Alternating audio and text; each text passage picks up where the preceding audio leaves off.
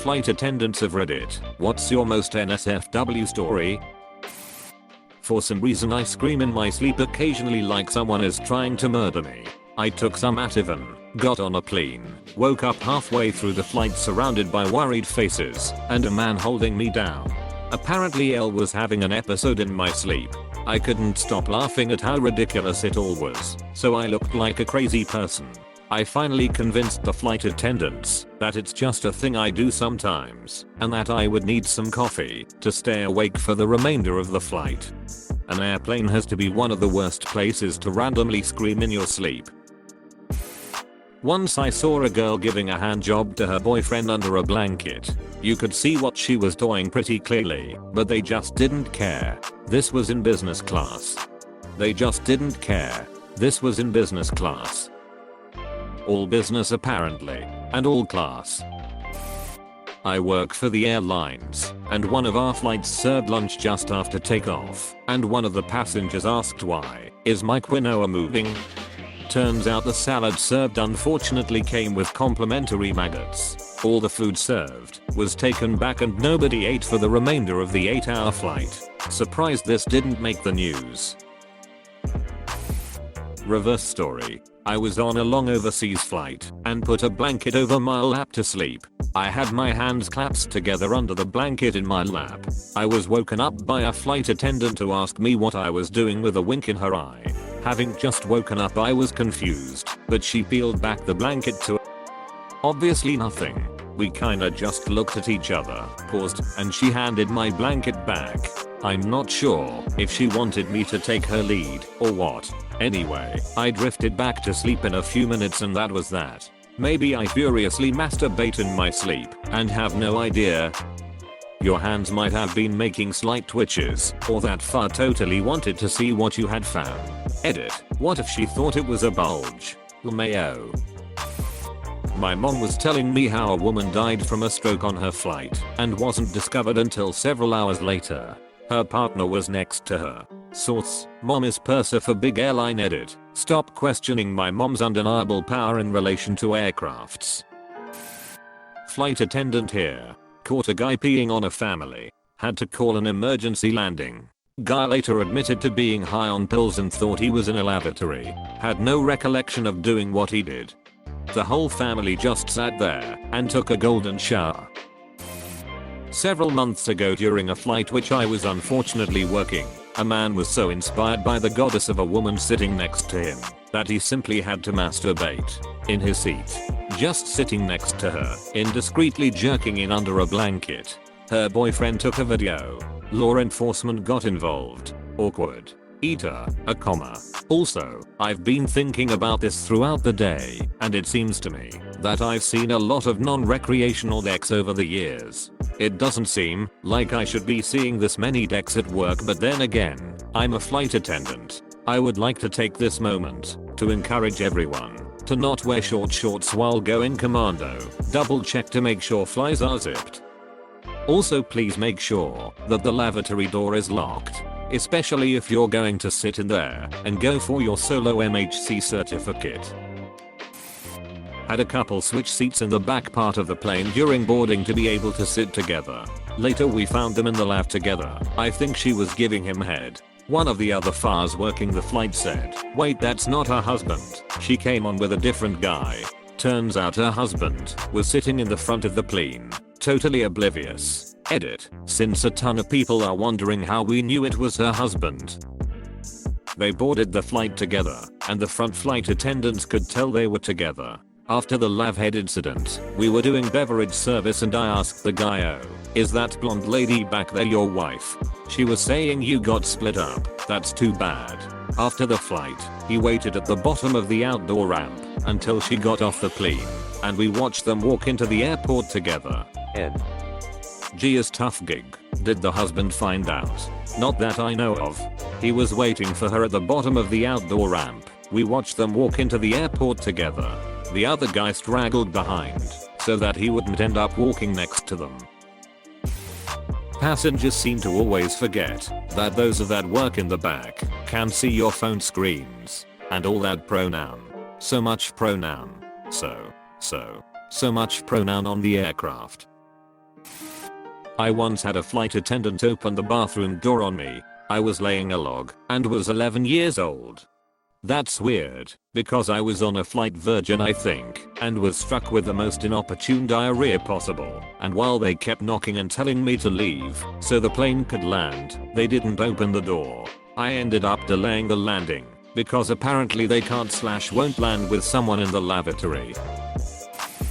My great uncle was married to a FA, and she was cheating on him with the pilot.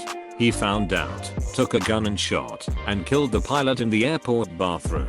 Did some time in a federal prison, but the crazy part was the judge literally told him he couldn't condone murder, but he would have done the same if it was his wife. It was the 60s or 70s. Can't speak of flight attendants, but have worked with many pilots in a previous job. I see cheating popping up a few times on here, and I just wanted to verify that yeah, it does happen a lot, and this is just based off the crap they told me. First-hand experiences, second-hand experiences, walking in on so and so, I mean the entire range. Pilots would frequently pool money together and buy a condo, house, or apartment in a city they frequently had layovers in, and put a few beds or bunk beds in there and some furnishings. They call it a crash pad and it's so they have some semblance of home while away from home. The most common thing I've heard were pilots walking in on other pilots plus flight attendants, or married pilots plus some chick they met somewhere. Pilots kind of clump up in the extremes more than other people. You have a ton of pilots that are super straight edge and will never ever do anything bad. Then you have a bunch that are pretty much the worst people you would ever meet. The vast majority of pilots in the US are former military pilots, and making the cut is very rigorous, so you're going to find the majority of those that did are either the super straight arrows and the win at all costs types. Coming into Salt Lake City, and it was extremely turbulent. A kid lost his lunch with projectile vomit. It got all over him, and the passenger next to him, across the aisle on the passengers in the same row. Yeah, cleaning vomit up with the powder from the kit, and scooping it up with the scraper tool. Once at the gate and everyone was off, a cleaning crew came on, and took care of the rest. I used to have a fear of vomit, but after being a flight attendant suddenly it's not so bad. Not a flight attendant, but my friend is. She says that an entire red-eye flight full of morning wood is pretty entertaining. That's why I always put the tray table down when I go to sleep on a plane. I farted on a passenger's bag of pretzels. These pretzels are making me thirsty.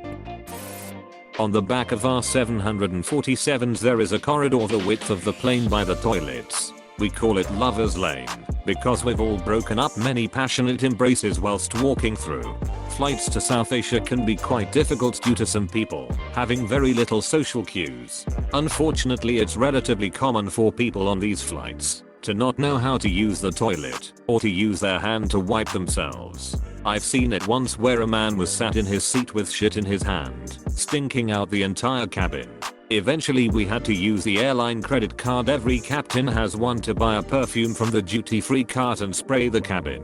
We used antibacterial wipes and vodka to clean his hands/anything he touched. I've heard stories of sex on planes and in the crew rest areas etc, but I've never experienced it or seen it myself. I've had a nasty faint on board where the gentleman hit his face on the arrest, causing a few teeth to be knocked out and 2 nasty gashes, one just under his lip and one under his chin. That was very bloody and required quite a lot of bandages. Once again the syrup came in handy to wipe down surfaces until we could land and get the cleaners to do a biohazard deep clean. Galleys are probably the most unhygienic places on earth. There aren't many places where I'd be wiping down a toilet seat and then immediately go and plate some food up. I once caught a fellow crew member pouring old coffee down the toilet. We can't pour it down the sinks as coffee often blocks them, and then pushy flush button with the spout of the coffee pot. She then immediately brewed a fresh coffee and poured drinks for the customers. Yet never drinking airplane coffee ever again. My friend, who is a flight attendant, just helped a mother deliver a baby. By far the most bizarre thing to happen on my flight. Flying into LaGuardia, we get a lot of Hasidic Jews on our flights. A large acidic man was sitting in an aisle seat. He has a yarmulke, it sit, and everything on. Mid-flight he pulls out his laptop and starts watching pronoun. Not just any pronoun though, 70s big bush pronoun. No trying it hide it at all either. As I'm walking down the aisle I can see it from about 5 rows back. I stop, kneel down and tell him to put it away, because everyone can see what he is watching, including children sitting nearby. He gets all huffy and says, "It's okay, I'm fast forwarding through all the bad parts." I tell him I don't care, and he rolls his eyes and puts it away. Obligatory, not a flight attendant, but work in the industry, and married to a former F-slasher. All the stories you hear about pilots and F-slashers hooking up, sometimes in the cockpit jiggity, but usually on a layover here. They're all true, especially at the smaller regional airlines in the US. Think American Eagle, Delta Connection, United Express. Yes, even the married ones. That out the way, the worst thing I ever witnessed was the aftermath of someone dying on a flight. This older lady with advanced lung cancer was flying out west to live out her final days. Well, she literally coughed up a lung on this flight. The plane diverted and then flew empty back to base to be cleaned. I went to see if the stories were true. They were. Blood was everywhere. At least one of the flight attendants was on light duty for 6 months because of the psychological trauma.